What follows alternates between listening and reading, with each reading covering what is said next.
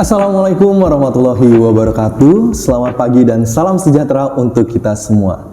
Apa kabarnya sahabat sehat Urip Sumoharjo? Semoga selalu sehat dan tetap semangat pastinya. Berjumpa lagi di acara kesayangan kita, Podcast Kesehatan. Bersama saya Riko Apriansyah akan menemani Anda selama kurang lebih 30 menit ke depan. Pada kesempatan kali ini tentunya kita akan membahas tema yang sangat lagi booming di era milenial saat ini, yaitu gadget untuk anak berbahayakah? Tentunya saya tidak sendirian dan kali ini saya sudah ditemani seorang dokter yang cantik dan pastinya sudah bertanya-tanya siapa sih dokter cantik di sebelah saya ini. Ya, beliau adalah Dokter Diah Anggraini, spesialis anak. Apa kabarnya, Dok? Baik, alhamdulillah. Alhamdulillah. Iya. Dokter Diah boleh memperkenalkan dirinya kepada teman-teman sebagai dokter apa di rumah sakit ini, Dok? Selamat pagi, Sobat Sehat Urip Sumoharjo. Saya Dokter Diah Anggraini, spesialis anak. Sehari-hari saya berpraktik sebagai dokter spesialis anak di Rumah Sakit Urip Sumoharjo. Baik dokter, di era milenial ini tentunya anak-anak pasti tahu dengan gadget ya dok ya. Nah, menurut dokter nih, bagaimana sih pengaruh gadget terhadap perkembangan anak? Tentunya ada dampak positif dan ada dampak negatifnya dok. Gimana dok? Oke Mas Riko, kita tahu ya bahwa kita tidak bisa menghindari perkembangan gadget pada anak ya, karena kita tahu sendiri bahwa gadget itu kan sekarang tuntutan era globalisasi ya. Jadi pasti semua orang tua, bukan orang tua aja ya, dari anak-anak, balita bahkan kadang sekarang itu sampai ke orang tua, kita semua pegang gadget. Kita semua pakai gadget. Apalagi dengan perkembangan internet ya. Jadi kita gampang banget dapat akses informasi apapun itu di luar. Jadi kita semua menggunakan gadget. Sehingga paparan gadget terhadap anak itu tentu saja tidak bisa dihindari ya. Benar, dokter. Tentu saja ada dampaknya nih buat anak-anak ya. Dampak positifnya dok, dampak positifnya. Nah, ya boleh kita ke dampak positif dulu ya. Dampak positifnya apa sih gadget? Dampak positif dari gadget yang pertama pasti memberikan informasi atau menambah ilmu pengetahuan ya, karena kita gampang sekali dapat informasi dari manapun semenjak ada internet dan dengan media gadget itu sendiri. Yang kedua, gadget itu sendiri melatih kemampuan motorik halus anak nih, ya kan? Karena dia pegang, geser. Apalagi kalau melakukan permainan-permainan kan banyak video game sekarang ini yang ada di gadget yang bisa dilakukan semua umur, itu menarik tuh buat anak-anak. Menggerakkan kesana kemari, jadi melatih kemampuan motorik halus, bahkan melatih kemampuan berpikir tuh. Anaknya menjadi lebih kreatif. Itu salah satu dampak positifnya ya. Nah kan kalau ada dampak positif nih dok, pasti tentunya ada dampak negatifnya ya dok ya. Kalau untuk dampak negatifnya terhadap perkembangan anak sendiri itu seperti apa dok? Nah ternyata gadget itu sendiri juga apabila diberikan secara berlebihan ya, tentunya memberikan dampak yang negatif. Apa aja? Banyak loh ternyata. Yang pertama memberikan gangguan kesehatan mata. Hal ini berhubungan dengan radiasi serta penggunaan gadget dalam jarak dekat yang terus-menerus ya. Yang kedua itu beberapa penelitian menunjukkan penggunaan gadget yang berlebihan itu mengganggu pertumbuhan dan perkembangan anak, terutama perkembangan anak ya. Apa aja sih? Beberapa masalah-masalah yang timbul itu adalah gangguan perkembangan bicara ya. Dan selain itu juga karena sejatinya harusnya anak-anak itu banyak melakukan aktivitas fisik di luar dong. Benar banget. Ya, karena kita pengen perkembangan motorik kasar mereka juga baik. Sedangkan apabila waktu mereka tersisa hanya untuk melihat gadget, maka tentu saja perkembangan motorik kasarnya juga akan terhambat. Ya. Benar.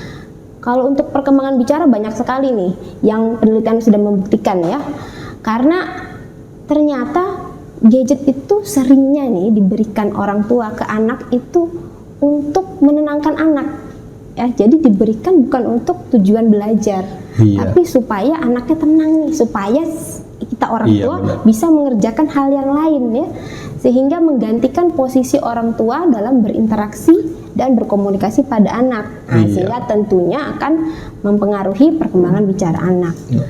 Mungkin karena banyak anak-anak yang menangis dok, dengan diberikannya gadget itu, jadi pikir orang tua kan setelah diberi gadget mereka bisa santai ya dok ya, tapi orang tua tidak mengerti dampak negatif ya dok ya, yang diberikan dampak dari pemberian gadget tersebut ya dok.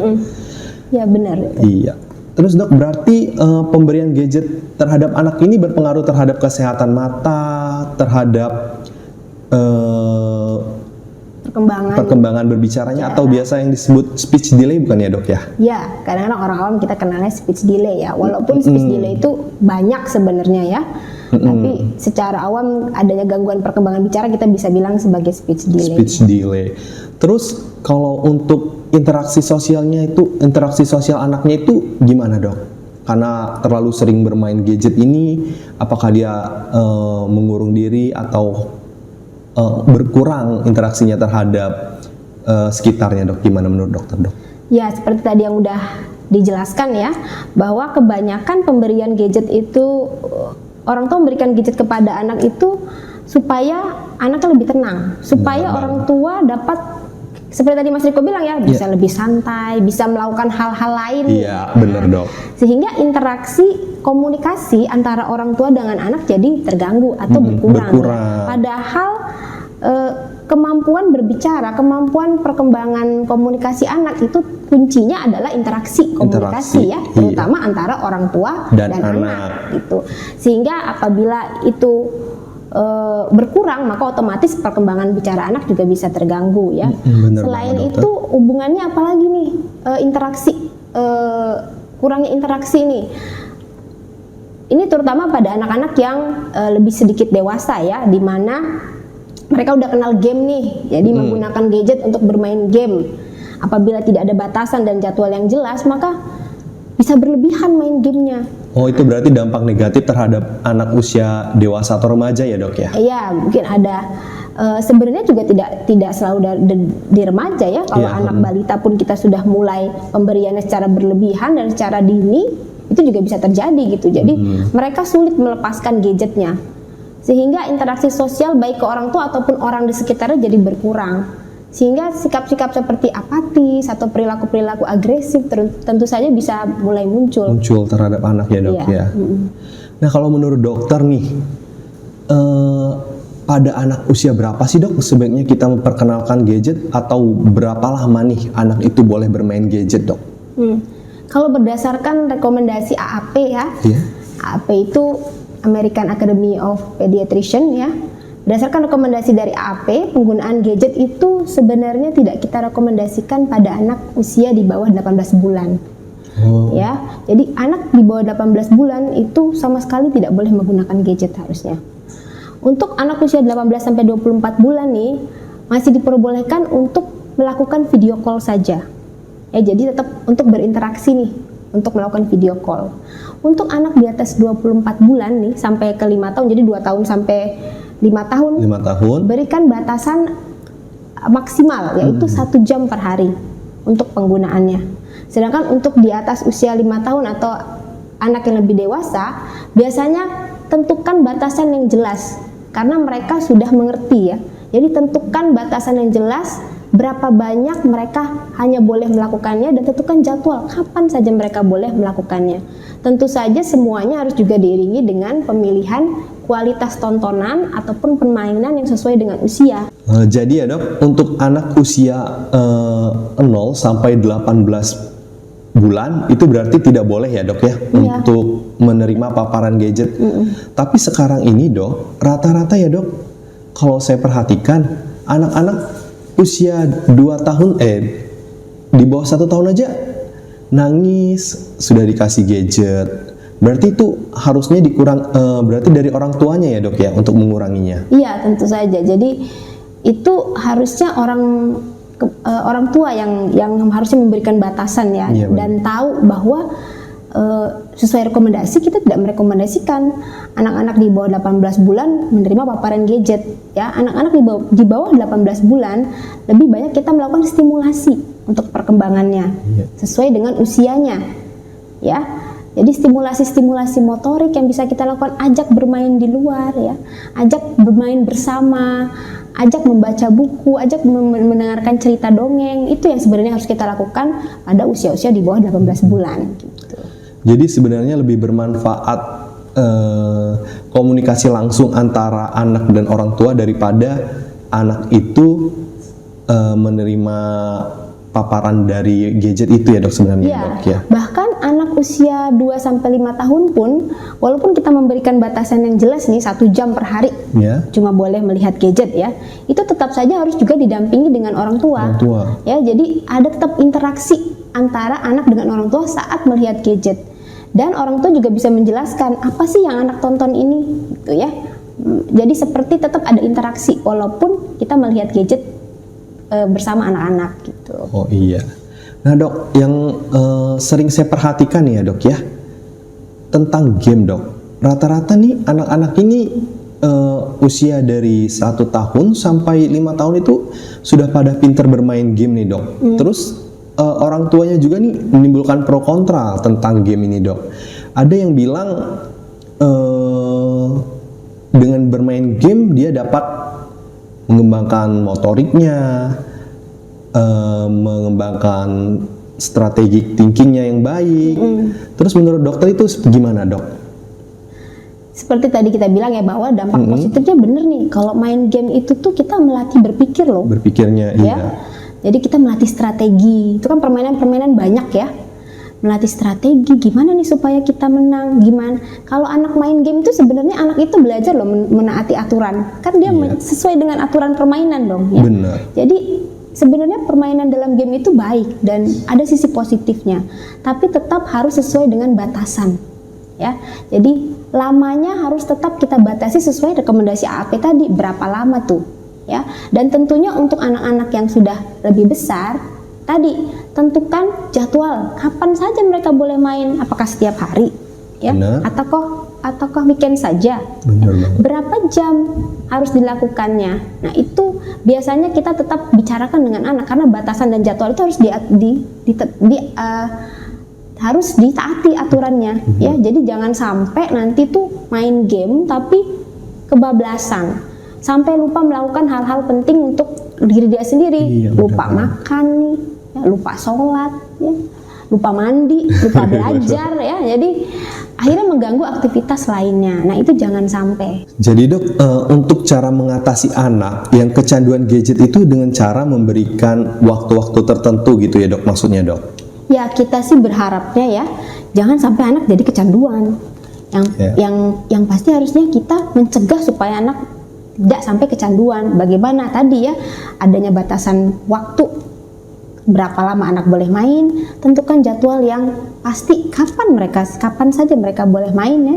Yang ketiga tetap memperhatikan aktivitas harian dan aktivitas fisik termasuk kegiatan bermain bersama ataupun bermain di luar. Yang satu lagi adalah menjadi role model yang pasti buat anaknya nih. Iya. Ya, kalau kita nggak pengen anak kita main gadget seharian, ya kita juga sebagai orang tua jangan main gadget seharian ya. Jadi contoh buat anak. Berarti kita harus memberikan contoh yang benar juga ya dok ya terhadap anak-anak kita ya dok. Iya. Terus dok nih, selain orang tua ya dok ya, siapa saja sih yang berperan penting dalam mengatasi anak yang kecanduan gadget dok? Yang pasti orang tua yang orang tua ya kan. Karena interaksi penting komunikasi kan antara orang tua dan pasti anak yang orang paling tua baik. utama. Dan tentu saja juga adalah orang dewasa yang berada di sekitar anak yang terlibat dalam pengasuhan anak ya. Karena kita tahu kan nggak semua orang tua nih 24 jam sama anaknya ya. Ada yang bekerja, jadi ada juga yang menitipkan anaknya dengan pengasuh ataupun dengan neneknya ya. Intinya semua orang dewasa yang terlibat di sekitarnya harus sama-sama taat aturan nih untuk pembatasan gadget tersebut. Tuh. Nah dok, misalnya nih dok, kalau anak-anak itu sudah mengalami dampak akibat kecanduan gadget, seperti kesehatan mata terganggu, adanya speech delay, ataupun gangguan perkembangan lainnya, apa yang orang tua harus lakukan nih dok? Yang pertama sih tentu saja mencari pertolongan ya. Kalau emang ada gangguan masalah mata, tadi kalau masalah matanya apa dulu nih, apa jadi anaknya kok jadi rabun ya kalau ngelihat jauh misalnya gitu ya. Nah itu tentu saja harus tetap diperiksakan terlebih dahulu ya. Jadi kalau ada gangguan kesehatan mata, periksakanlah ke dokter mata. Dan kalau ada gangguan perkembangan bicara misalnya, periksakan dulu ke dokter anak. Karena kami juga harus melakukan pemeriksaan lanjutan. Apakah memang benar nih ini karena gadget atau karena masalah yang lain? Bisa saja ya, karena masalah speech delay ataupun perkembangan bicara itu tidak hanya karena gadget. Banyak ada hal lain juga yang bisa menyebabkan gangguan bicara dan itu harus kita lakukan pemeriksaan. Pemeriksaan lebih lanjut berarti ya dok ya. Baik dok, nah yang terakhir nih dok. Pesan dan saran untuk orang tua dalam memberikan gadget pada anak itu gimana dok? Oke, jadi sama seperti tadi ya, tipsnya adalah pertama selalu berikan batasan waktu sesuai dengan usia anak, ya sesuai dengan rekomendasi AAP tadi ya. Lalu yang kedua tentukan jadwalnya, bicarakan kepada anak kapan saja mereka boleh menggunakan gadgetnya, ya. Lalu pilih tontonan-tontonan yang sesuai dengan usia anak. Baik itu juga video game, sesuaikan juga dengan usia anak ya. Hati-hati untuk usia-usia di bawah 18 tahun terhadap video-video yang mengandung kemungkinan unsur-unsur kekerasan ataupun seksualitas ya. Jadi harus hati-hati. Nah, yang selanjutnya adalah orang tua itu punya kendali untuk anak. Jadi mereka tahu apa yang baik dan yang tidak buat anak. Ya, jadi mereka harusnya memilih mana yang baik buat anak dan mana yang tidak baik buat anak. Yang terakhir, selalu jadi role model untuk anak.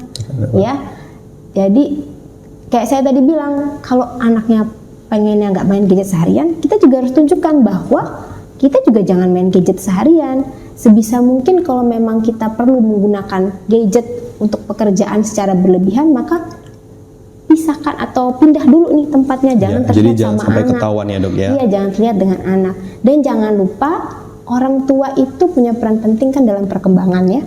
Baik perkembangan bicara, perkembangan apapun nih semuanya terhadap anak, baik motorik kasar, motorik halus maupun sosial personal ya buat anak. Jadi aktivitas fisik dengan bermain bersama anak itu penting. Jadi lakukan aktivitas fisik baik bermain ataupun berolahraga nih dengan anak. Jadi tetap ada interaksi dengan anak. Begitu. Jadi dok, yang bisa kita simpulkan di sini ya dok ya, dari pemberian gadget ini memiliki dampak positif dan negatif tentunya ya dok ya.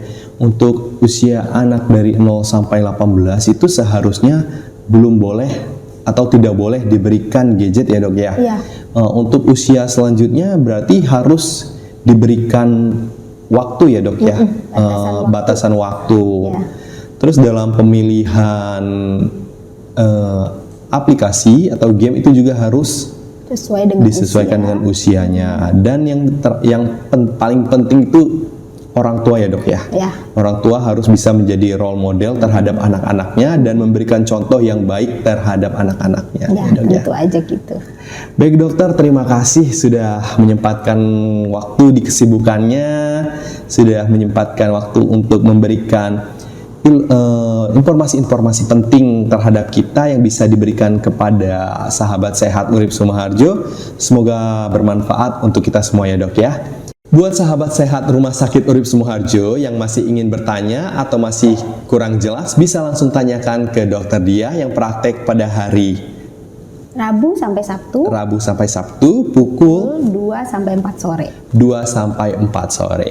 Demikianlah perbincangan kita hari ini. Sampai berjumpa kembali pada episode-episode selanjutnya. Akhir kata, wassalamualaikum warahmatullahi wabarakatuh. Sampai jumpa.